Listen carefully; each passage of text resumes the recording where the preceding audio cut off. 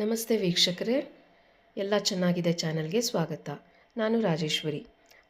ನಾ ಇವತ್ತು ಒಂದು ಹೆಲ್ತಿ ಮತ್ತು weight loss recipe oats khichdi ಅಥವಾ ಓಟ್ಸ್ ಪೊಂಗಲನ್ನು ತೋರಿಸ್ಕೊಡ್ತಾ ಇದ್ದೀನಿ. ಇದಕ್ಕೆ ಬೇಕಾಗಿರೋ ಸಾಮಗ್ರಿಗಳು: 1 ಕಪ್ ಓಟ್ಸ್, ಅರ್ಧ ಕಪ್ಪಷ್ಟು ಹೆಸರುಬೇಳೆ, ಹಾಗೂ ನಾನಿಲ್ಲಿ ರೋಲ್ಡ್ ಓಟ್ಸನ್ನು ಬಳಸ್ತಾ ಇದ್ದೀನಿ. ನೀವು ಇನ್ಸ್ಟಂಟ್ ಓಟ್ಸ್ನ ಕೂಡ ಬಳಸ್ಕೋಬೋದು. ಮತ್ತು 4 ಹಸಿಮೆಣಸಿನ್ಕಾಯಿ, 1 ಈರುಳ್ಳಿ, ಒಂದು 10ರಿಂದ 15 ಬೀನ್ಸು, ಮತ್ತು 2 ಸಣ್ಣ ಕ್ಯಾರೆಟು, ಒಂದು ದೊಡ್ಡ ಆ್ಯಪಲ್ ಟೊಮ್ಯಾಟೊ, ಸ್ವಲ್ಪ ಕರಿಬೇವಿನ ಸೊಪ್ಪು, ಒಂದು ಅರ್ಧ ನಿಂಬೆಹಣ್ಣು ಆಗೋದನ್ನು ಎತ್ತಿಟ್ಕೊಂಡಿದ್ದೀನಿ. ಈಗ ಒಂದು ಪ್ಯಾನ್ನಲ್ಲಿ ಓಟ್ಸ್ನ ಸಣ್ಣ ಉರಿನಲ್ಲಿ ಒಂದು 5ರಿಂದ 6 ನಿಮಿಷ ಚೆನ್ನಾಗಿ ರೋಸ್ಟ್ ಮಾಡಬೇಕಾಗತ್ತೆ. ಅದು ಒಳ್ಳೆ ಘಮ ಬರುತ್ತೆ, ಅಲ್ಲಿ ತನಕ ರೋಸ್ಟ್ ಮಾಡಬೇಕು. ನೀವು ಯಾವಾಗಲೇ ಓಟ್ಸ್ನ ಬಳಸಿದ್ರೆ ಇದೇ ರೀತಿ ರೋಸ್ಟ್ ಮಾಡಿ ಬಳಸಬೇಕು. ಇಲ್ಲಾಂದರೆ ಒಂದು ಅರ್ಧ ಗಂಟೆಗಳ ಕಾಲ ನೆನೆ ಹಾಕಿ ಬಳಸಬೇಕಾಗತ್ತೆ. ಓಟ್ಸ್ ತಿನ್ನೋದ್ರಿಂದ ಕೆಲವರಿಗೆ ಡೈಜೆಸ್ಟಿವ್ ಇಶ್ಯೂಸ್ ಆಗುತ್ತೆ. ಹಾಗಾಗಿ ಇದನ್ನು ನೆನೆಸಿ ಅಥವಾ ಹುರಿದು ಬಳಸೋದ್ರಿಂದ ಯಾವುದೇ ರೀತಿ ತೊಂದರೆ ಆಗಲ್ಲ, ಹಾಗೂ ಡೈಜೆಷನ್ ತುಂಬಾ ಸುಲಭವಾಗಿ ಆಗುತ್ತೆ. ಓಟ್ಸ್ ವೆಯ್ಟ್ ಲಾಸ್ಗೆ ತುಂಬಾ ಹೆಲ್ಪ್ಫುಲ್ಲು. ಹಾಗಾಗಿ ಇದನ್ನು ವೆಯ್ಟ್ ಲಾಸ್ ರೆಸಿಪಿ ಅಂತಲೇ ಕನ್ಸಿಡರ್ ಮಾಡ್ತಾಯಿದ್ದೀವಿ. ಈಗ ಒಂದು ಕುಕ್ಕರ್ ಪ್ಯಾನ್ ತೊಗೊಂಡಿದ್ದೀನಿ. ಇದಕ್ಕೆ ಒಂದು 2 ಚಮಚ ಆಗೋಷ್ಟು ಕಡಲೆಕಾಯಿ ಎಣ್ಣೆನ ಉಪಯೋಗಿಸ್ತಾ ಇದ್ದೀನಿ, ಹಾಗೂ 1 ಚಮಚ ಆಗೋಷ್ಟು ತುಪ್ಪವನ್ನು ಬಳಸ್ತಾ ಇದ್ದೀನಿ.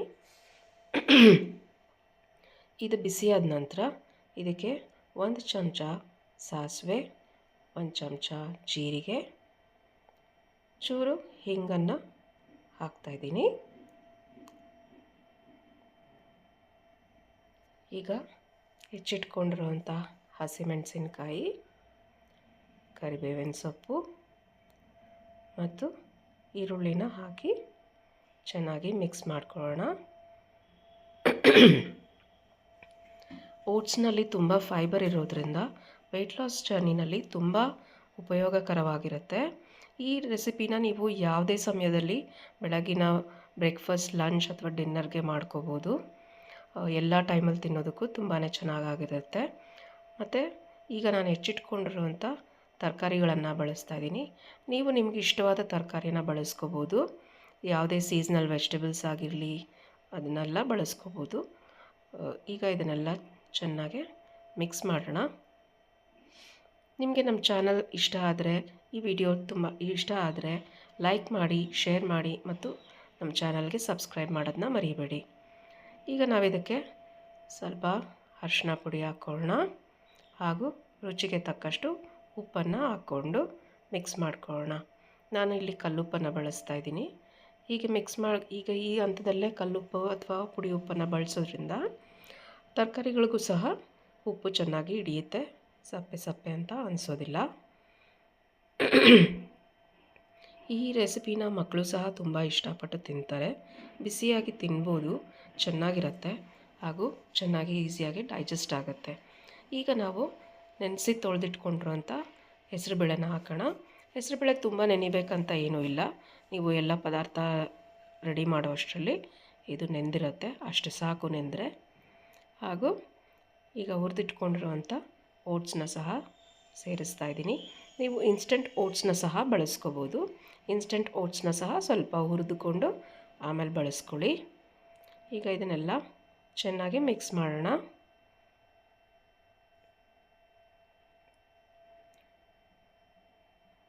ನೀವು ಒಮ್ಮೆ ಇದನ್ನು ನಿಮ್ಮ ಮನೆಯಲ್ಲಿ ಟ್ರೈ ಮಾಡಿ ಹೇಗೆ ಬಂತು ಅಂತ ಕಮೆಂಟ್ಸ್ನಲ್ಲಿ ತಿಳಿಸಿ. ಈಗ ಇದಕ್ಕೆ ನಾವು 3 ಲೋಟ ಆಗುವಷ್ಟು ನೀರನ್ನು ಸೇರಿಸ್ಕೊಳ್ಳೋಣ. 3 ಲೋಟ ಕುಡಿಯೋ ನೀರಿನ ಲೋಟದಲ್ಲಿ ಆದರೆ ಸಾಕು, ಒಳ್ಳೆ ಪೊಂಗಲ್ ಹದಕ್ಕೆ ಚೆನ್ನಾಗಿ ಬರುತ್ತೆ. ನಿಮಗೆ ಮತ್ತಷ್ಟು ಬೇಕು ಅನಿಸಿದ್ರೆ ಆಮೇಲೂ ಸಹ ಸೇರಿಸ್ಕೋಬೋದು. 3 ಲೋಟ ಕರೆಕ್ಟ್ ಆಗುತ್ತೆ. ಪೊಂಗಲ್ ರೀತಿ ಚೆನ್ನಾಗಿ ಬೆಂದು ರೆಡಿ ಆಗುತ್ತೆ. ಈಗ ಚೆನ್ನಾಗಿ ಮಿಕ್ಸ್ ಮಾಡಾದಮೇಲೆ ಇದಕ್ಕೆ ನಾವು ಕುಕ್ಕರ್ ಲಿಡ್ಡನ್ನು ಮುಚ್ಚಿ 2ರಿಂದ 3 ವಿಸಲ್ ಬರೋ ತನಕ ಬಿಟ್ಟರೆ ಸಾಕಾಗುತ್ತೆ. ಆಮೇಲೆ ಕುಕ್ಕರ್ ಆರಿದ ನಂತರ ಬನ್ನಿ ನೋಡೋಣ ಹೇಗೆ ರೆಡಿಯಾಗಿದೆ ನಮ್ಮದು ಓಟ್ಸ್ ಪೊಂಗಲ್ ಅಥವಾ ಕಿಚಡಿ ಅಂತ. ನೋಡಿ ಎಷ್ಟು ಚೆನ್ನಾಗಿ ಡೆಲಿಷಿಯಸ್ ಆಗಿ ರೆಡಿಯಾಗಿದೆ.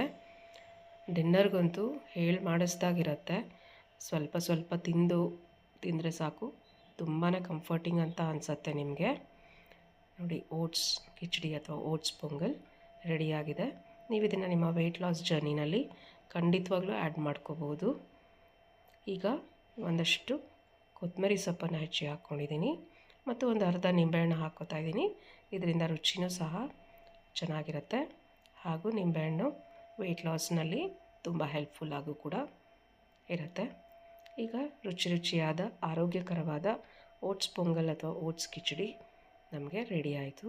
ಇದನ್ನು ಮಾಡೋಕ್ಕೆ ಕೇವಲ 10 ನಿಮಿಷ ಸಾಕಾಗುತ್ತೆ. ಹೀಗೆ ಮತ್ತಷ್ಟು ರೆಸಿಪಿಗಳನ್ನು ನಿಮಗೆ ಪೋಸ್ಟ್ ಮಾಡ್ತಾ ಇರ್ತೀವಿ. ನಮ್ಮ ಚಾನಲ್ಗೆ ಲೈಕ್, ಶೇರ್ ಮತ್ತು ಸಬ್ಸ್ಕ್ರೈಬ್ ಮಾಡೋದನ್ನು ಮರಿಬೇಡಿ. ನೀವು ಈ ರೆಸಿಪಿಯನ್ನು ಟ್ರೈ ಮಾಡಿದರೆ ಕಮೆಂಟ್ಸ್ನಲ್ಲಿ ಹೇಗೆ ಬಂತು ಅಂತ ತಿಳಿಸಿ. ಇದನ್ನು ಡಬ್ಬಿಲಿ ತೊಗೊಂಡೋಗೋದಕ್ಕೆ ಬೇಡ, ಆದರೆ ಬಿಸಿಯಾಗಿ ಮಾಡ್ಕೊಂಡು ತಿನ್ನೋದಕ್ಕೆ ತುಂಬಾ ಚೆನ್ನಾಗಿರುತ್ತೆ. ನೀವು ಈ ಓಟ್ಸ್ ಕಿಚಡಿನ ಮೊಸರು, ಉಪ್ಪಿನಕಾಯಿ ಯಾವುದ್ರ ಜೊತೆ ಬೇಕಾದರೂ ಕಾಂಬಿನೇಷನ್ ಆಗಿ ತಿನ್ಬೋದು. ಮೊಸರು ಜೊತೆ ತುಂಬಾ ಚೆನ್ನಾಗಿರುತ್ತೆ. ಮತ್ತಷ್ಟು ವಿಡಿಯೋದೊಂದಿಗೆ ಮತ್ತೆ ಭೇಟಿಯಾಗೋಣ. Thank you so much. ಧನ್ಯವಾದಗಳು.